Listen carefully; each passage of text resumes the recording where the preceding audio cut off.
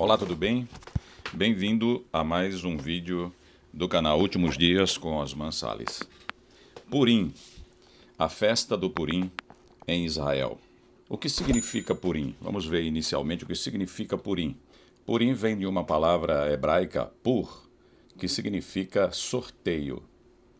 E Purim é uma festa judaica que comemora o livramento ou a salvação dos judeus na época em que eles estavam dispersos pelo Império Persa.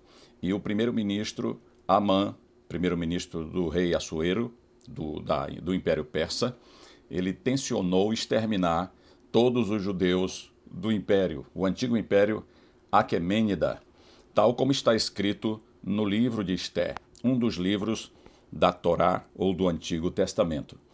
Os judeus estavam exilados na Babilônia desde a destruição do Templo de Salomão pelos babilônicos e, posteriormente, a dispersão do reino de Judá. A Babilônia, por sua vez, ela foi conquistada depois pela Média e pela Pérsia. E a festa do Purim, ela é caracterizada pela recitação pública do livro de Esté, por duas vezes, primeiro à noite, depois no outro dia pela manhã, distribuição de comida e dinheiro aos pobres, troca de presentes e consumo de vinho durante aquela refeição, que é uma refeição de celebração, conforme está escrito em Esté 9, verso 22. Outros costumes também incluem uso de máscaras, fantasias e comemorações públicas. O Purim é celebrado anualmente no 14º dia do mês de Adar, que é o 12º mês do calendário judaico. Para nós, no nosso calendário ocidental, é no mês de fevereiro. O dia 13, 13º dia, foi escolhido para ser o dia da destruição total de todos os judeus do Império Persa. E aquela situação foi revertida conforme a história que está no livro de Esté. Esté entrou na presença do rei depois de 3 dias de jejum e de orações, e todo o povo judaico, liderados por Mordecai ou Mardoqueu, dependendo da sua tradução, então eles invocaram a Deus e Esté entrou na presença do rei Assuero para pedir clemência pelo seu povo. Até aquele momento o rei não sabia qual era o povo da rainha Esté, que era Adassa. Então, naquele momento, ela se revelou o seu povo e revelou o homem mau que estava por trás daquele decreto que o próprio rei Assuero havia assinado e que, no costume do povo persa daquela época, era um decreto que não se podia revogar, nem o próprio rei podia revogar. Então, o rei aceitou a presença de Esté, estendeu o seu cetro para ela e ela pôde conversar com ele, e a Esté então preparou 2 jantares, e no segundo jantar ela revelou aquilo que ela estava, qual o propósito de buscar o rei, de clamar ao rei e de fazer aquele jantar, que era denunciar aquele propósito terrível do primeiro-ministro Amã para a destruição do povo judeu em todo o Império Persa. Então, como nós falamos, esses eventos levaram ao Purim, que foi exatamente o que o livro de Esté menciona ou descreve detalhadamente, e se tornou um dos livros do Antigo Testamento.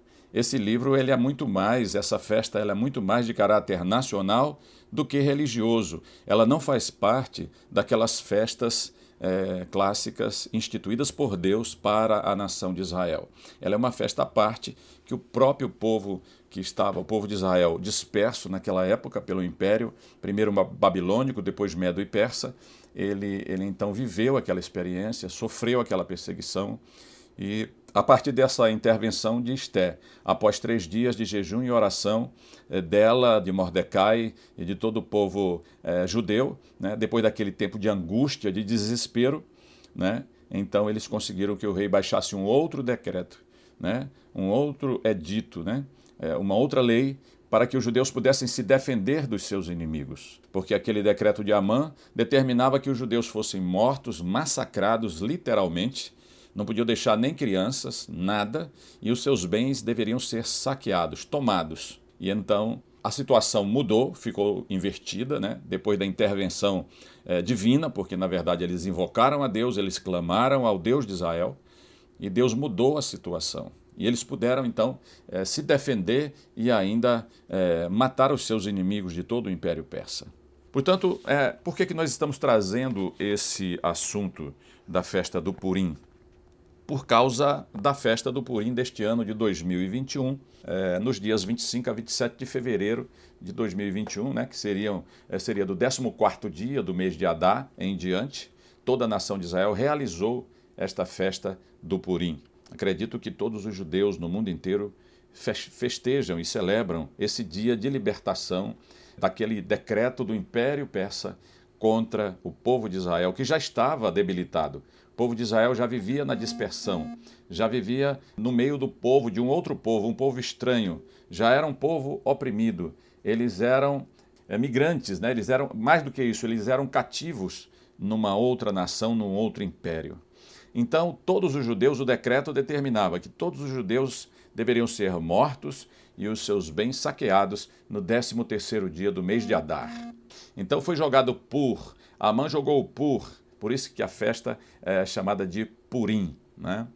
Muito bem, neste ano, na festa do Purim deste ano, o povo de Israel, ao celebrar a festa, o primeiro-ministro de Israel, Benjamin Netanyahu, atualmente o primeiro-ministro de Israel, ele fez um discurso durante essa festa e ele citou o livro de Esther.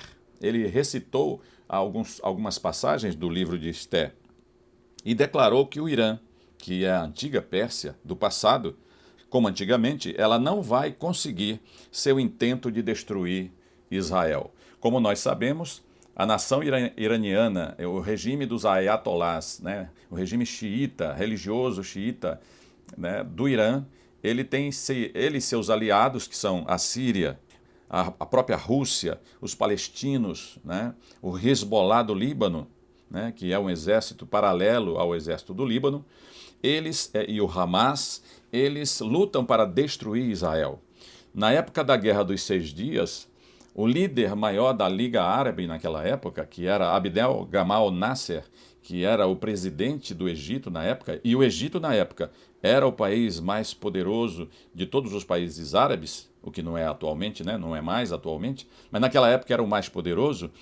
Nasser declarou que eles deveriam se juntar, se unir e riscar Israel do mapa. Se dizia naquela época que eles deveriam empurrar Israel para que eles fossem afogados no mar, que é o mar Mediterrâneo. Israel ele é banhado pelo mar Mediterrâneo. Então eles diziam isso, né? Então houve a Guerra dos 6 Dias, Israel se antecipou por causa das declarações de Nasser. Nasser dizia que eles deveriam riscar Israel do mapa e deveriam empurrar Israel para afogá-los no mar.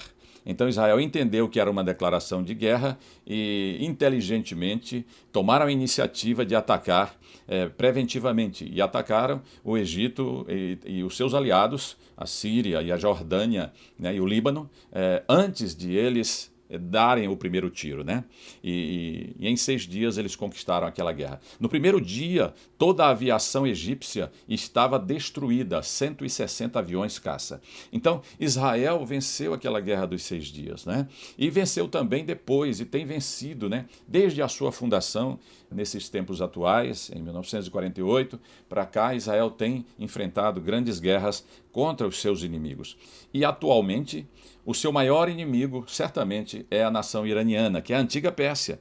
Por isso que o primeiro-ministro, Benjamin Netanyahu, fez esse discurso e disse, assim como no passado, Israel não pereceu, não foi destruído, não foi massacrado pela nação iraniana, persa, naquela época. Atualmente também ele disse que jamais os iranianos e seus aliados vão conseguir o seu intento de destruir Israel. Nós vamos lembrar também que antes, no governo de Ahmadinejad, era presidente do Irã há alguns anos atrás, cerca de 10 anos atrás, Ahmadinejad era o homem forte do Irã. E Ahmadinejad, ele pronunciou uma palavra parecida com aquelas mesmas palavras de Abdel Gamal Nasser, nos anos 60, que foi a Guerra dos 6 Dias, 67. Pois bem, Ahmadinejad declarou, e nós acompanhamos isso, pelos jornais, que Israel deveria ser riscado do mapa e Israel deveria ser transferido para o Alasca, porque os Estados Unidos sempre têm sido aliado de Israel.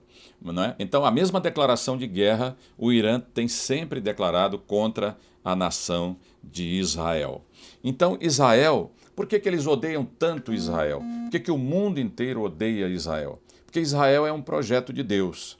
E foi através de Israel, do povo de Abraão, de Isaac e de Jacó, que Deus trouxe ao mundo o Senhor Jesus Cristo, que é o Salvador do mundo, né? Talvez você não ame Israel ou não se interesse por Israel por causa das questões mais atuais e até ache que Israel tem agido de maneira injusta, incorreta, etc. Mas é preciso a gente entender o contexto geral. Israel, ele luta para existir. Israel não faz guerra de conquista, né? Apesar de ter conquistado territórios nas guerras que ele fez para se defender, né? Então ele luta para existir. Israel sempre foi perseguido pelos seus vizinhos e atualmente continua sendo duramente perseguido, principalmente pelo Irã. Mas todas as nações árabes que não têm ainda aliança de paz com Israel são seus inimigos declarados, né? Então, o Irã deseja destruir Israel. Mas as forças de defesa de Israel, vejam, o nome do exército de Israel é Forças de Defesa de Israel. Lá em Israel, todos têm que servir, têm que fazer o serviço militar, meninos e meninas, né? A partir dos 15 anos tem que fazer o serviço militar, né? E as meninas 2 anos, os meninos 3 anos pelo menos, né? E todos têm armas, e todos têm que se armar, se proteger. E Israel inteiro entra em alerta máximo e em prontidão em 15 minutos, em qualquer tipo de ameaça, né? Porque Israel luta para existir. Israel nunca fez e nem faz guerra de conquista, mas apenas guerra de defesa. E assim como o povo cristão em todo o mundo que é perseguido, por que o povo cristão é perseguido? Porque tem Jesus no seu coração, tem um judeu no seu coração, o Senhor Jesus Cristo, que é aquele que é o caminho, a verdade e a vida. E eu quero fazer um pedido para você. Ore por Israel, assim como você ora pelos árabes, oremos pelos árabes também. Eles são amados de Deus da mesma forma, mas não deixe de orar por Israel.